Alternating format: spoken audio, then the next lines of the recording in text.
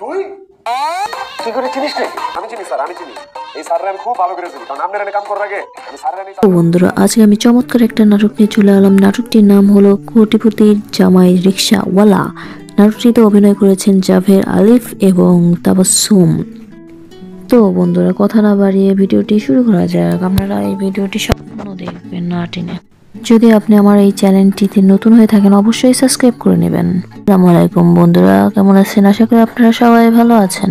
নাটকটি ইতিমধ্যে আপলোড করা হয়েছে, আপনারা সবাই দেখে আসুন ইউটিউব চ্যানেলে। কোটিপতির ছেলে কেনই বা রিক্সাওয়ালা হয়েছে তা জানতে চোখ রাখুন আমার এই ভিডিওটিতে।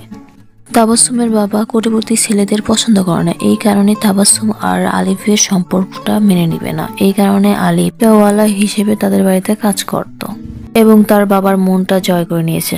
আলিফ এটা জানতো না যে তার বাবা ও তাবাসসুমের বাবা বন্ধু। আলিফের বাবাও জানতে পেরে যায় যে তার ছেলে ওখানে কাজের লোক হিসেবে কাজ করে যাচ্ছে। আলিফের বাবা আলিফকে বুঝিয়েছে, কিন্তু সে মানেনি। কিছুদিন পর সে ধরা খেয়ে যায় তার নকল বাবা মাকে নিয়ে আসার কারণে।